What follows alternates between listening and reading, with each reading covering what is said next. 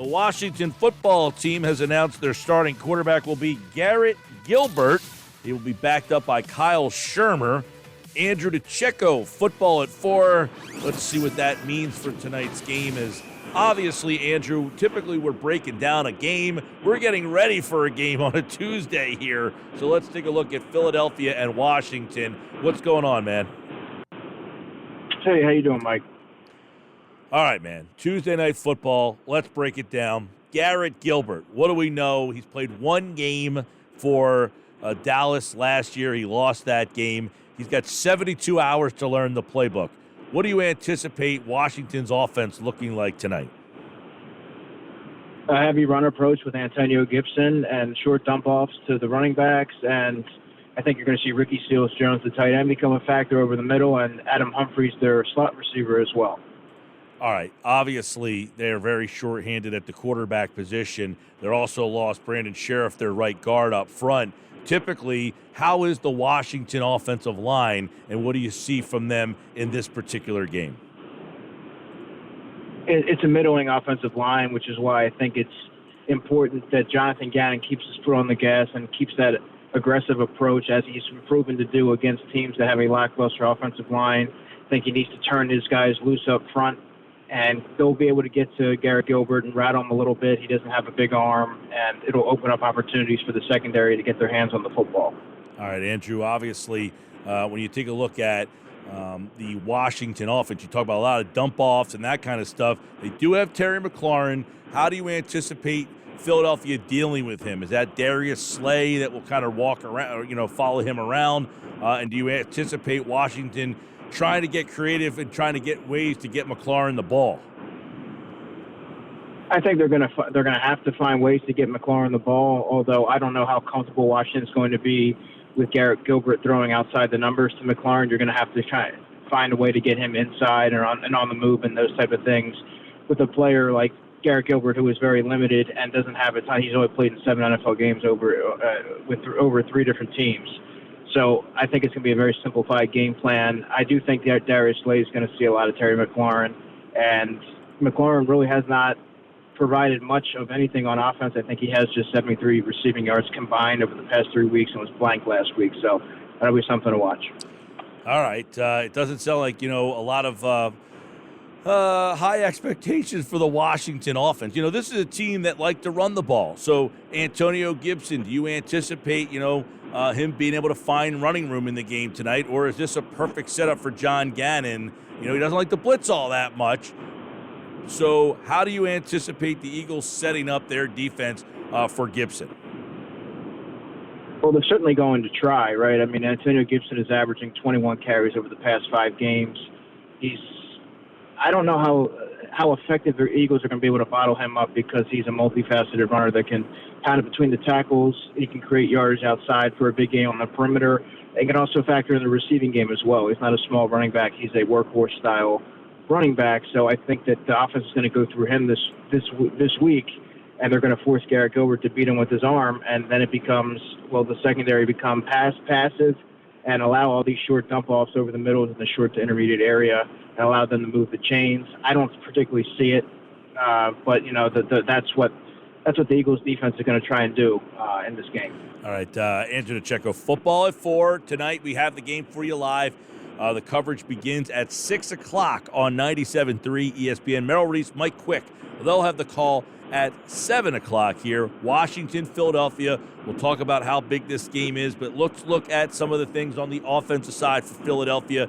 Jalen Hurts is going to play the game. It would be about 99.9% chance that he does play the game. He has no injury designation, so he would play. With that, is running the football the top option tonight for Philadelphia? Keep it safe, run the ball. Is that the smart thing to do now that Washington has their full complement of defenders back on the front line? Yeah, they do, but they also have Jalen Hurts, who hasn't played in 3 weeks, and there's a lot of anticipation building up for this matchup. Naturally, the Eagles are going to come out very motivated, having to have their game pushed back a couple of days. So you want to sort of settle the offense in and run the football. That's the remedy to a team that really starts out flat and struggling in the passing game. Get the running game going, establish that early. Even if it's they're not getting much traction early, I think it behooves them to continue to try and get yards with Miles Sanders and company. And Jalen Hurts needs to rebound from that week. The last time we saw Jalen Hurts, it was against the Giants, and he was very woeful in that game. So he has a lot to prove, but I think that knowing that, you need to sort of ease him into the game flow this particular week. We haven't seen a lot from Devontae Smith the last couple of weeks here. They got William Jackson, would probably be their top guy because you got Kendall Fuller out. Is this a game where you see Smith getting back and having another kind of big game here? He just has, 4 catches, 37 yards his last couple games. Right, yeah. He's been a pretty much a non-factor in the past few weeks. So I think that what they need to do is find ways to scheme him open, get him back on track, and ride that so he can ride that momentum wave into the postseason or in the final stretch here. And he's starting to learn. He's having to work through some challenges as far as what teams are going to do to sort of take away both him and Dallas Goedert. And I think he's a talented enough player to overcome that. Now it's just, can the quarterback see the field, deliver the football, and allow routes to develop, because he does get open. Now it's just a matter of finding him and involving him in the game plan consistently and early. But I think that this is the game where he gets back on track. All right, Andrew, also Goddard. We seem to talk about him a lot. The linebackers of Washington, Dallas Goedert. 16 days. You mentioned it, a long layoff. 16 days since the Eagles last played. The last time we saw Dallas Goedert, it seemed like a month ago, he had a big day, 105 yards against the Jets, a couple touchdowns, but that was with Gardner Minshew throwing the ball. Do you expect that Goddard will have a good matchup tonight against Washington? I think the offense needs to run through Dallas Goedert. I think it proved against the Jets what a player of his caliber can do, what his ability to take over a game, and he just presents so many different matchup problems both on the outside and ability to work the seams, which I think that is going to be an area in which they can exploit this week against Washington safeties. I don't think they cover particularly well.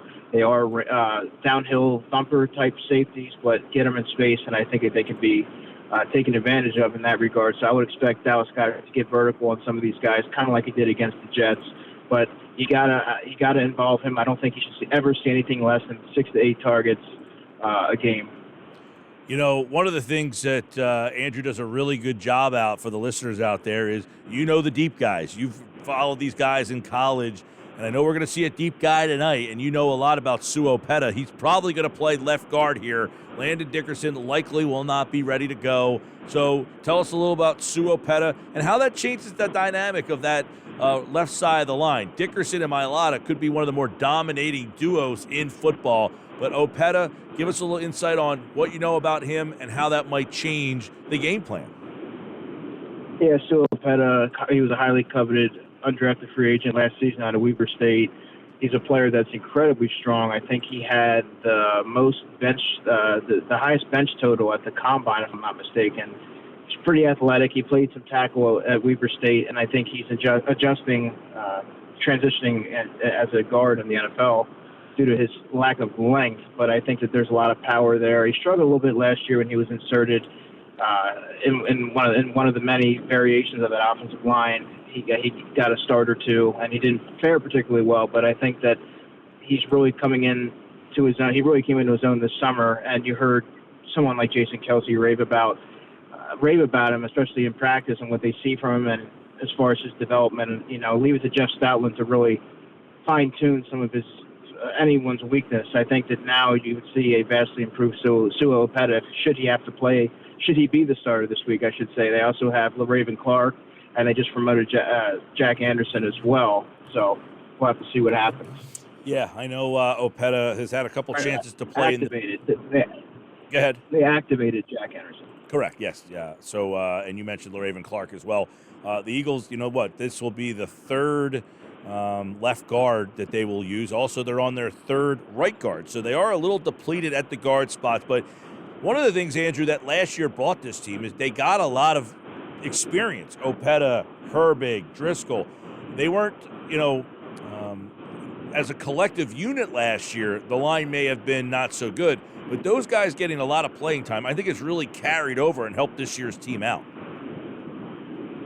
Yeah, that's why you're not seeing the offensive line really bleed as much this season because these guys have gotten their experience. As I've said on your show multiple times, and as I've written about as well, just getting that experience really has helped and has really benefited this unit this year. So even if they did suffer a rash of injuries or even COVID-related absences, they're built to withstand that, at least in the interim, with the guys that they have.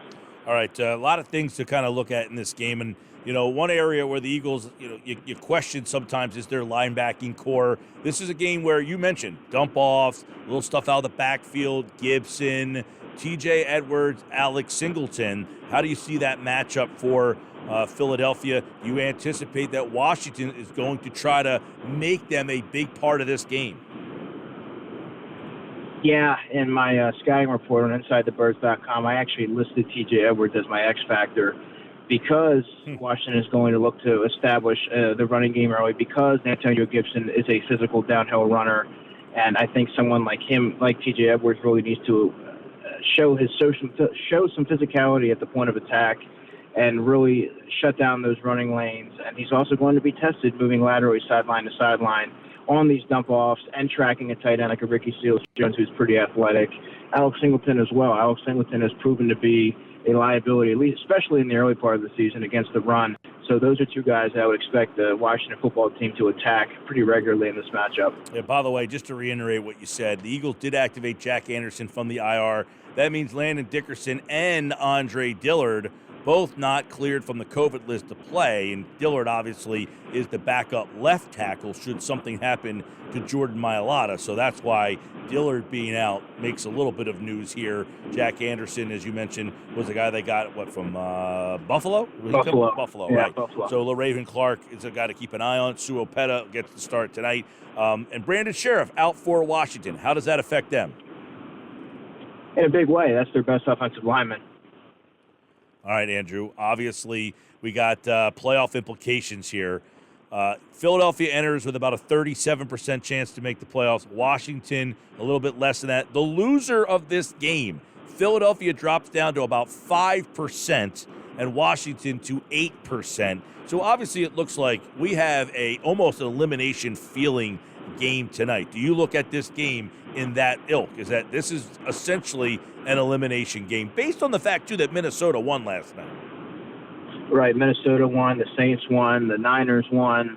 So, I mean, that really, the margin for error is so minute this week that whoever loses this game really faces an uphill climb to get to the playoffs, even given that it still would be feasibly up for grabs. I really don't foresee any team really, whoever loses this, as being viable playoff contenders. So this has that must-feel win sort of cloud looming over this game, in my opinion. Yeah, and how much did New Orleans beating Tampa really cloud things? I think most people kind of looked at New Orleans as kind of out of this thing, and then they go and beat Tampa, and then all of a sudden, not only are they in it, they've got a great path to go. I mean, they got Miami, it's going to be a tough game on Monday night, and they got Atlanta and Carolina. So, I mean, it feels like the New Orleans win over Tampa really changed the dynamics of this wild card race.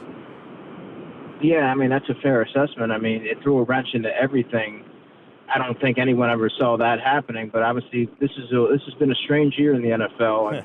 We've seen a lot of teams that we sort of perceived as NFL titans, so to speak, fall to inferior opponents, and it's really hard to sort of navigate through when you're looking at the playoff picture. But I would say that the Saints are in a good position to really make some noise here, and they have. I'm not sure what Jameis Winston's status is, but I mean, if he's able to return, or even with Taysom Hill, they have.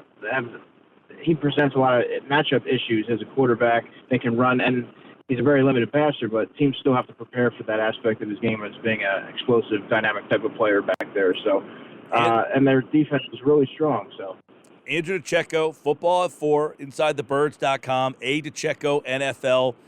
It's been one of the more bizarre games we've ever prepared for. I mean, typically, Tuesday, we'll look back at the game on Sunday. Thursday, Andrew's back. We'll start to look at the matchups. And when you're looking at the matchups for this one, we still really don't know a whole heck of a lot of stuff here. It is one of the tougher games to ever break down. But with that being said, You're starting Garrett Gilbert in essentially a playoff game here. What would be a more disappointing loss, to lose this game or the one against the Giants a couple of weeks ago? I would say this one, given the nature of just the sheer depletion of the Washington football team, just the fact that you're coming off a bye week. You said a 16-day reprieve of not playing any football. You should go in there fresh. The Eagles are the healthier team. They're the better team. So to fall to a Garrett Gilbert-led team in a must-win situation would be incredibly deflating, given all the variables surrounding this game. All right, give us your view of how this game's going to go down and how you see what happens tonight at Lincoln Financial Field. Well, I kind of see the Eagles getting off to a fast start. I think they're going to run the football. I think they're going to do a lot of short to intermediate passing game with Dallas Goedert. I think they're going to get out to an early lead, kind of like we saw against the Jets. And I think that the plan is get a lead, and then you're able to unleash your defensive line on the quarterback, create some turnovers. And I think this is going to be a double-digit victory for the Eagles. I have them winning 31-13. All right, 31-13, double digits, right about where I said a little earlier today. I'll give you my official pick coming up a little bit later on in the show. Andrew DiCecco is back on Thursday, as we'll kind of look a little bit at this one, and then got to get right back ready for the Giants, as the Philadelphia Eagles will take on the Giants on Sunday. You'll hear Washington and Philly tonight at 7, and, of course, Philly and New York on Sunday. Both games right here on 97.3 ESPN. All right, Andrew, enjoy the game tonight, man.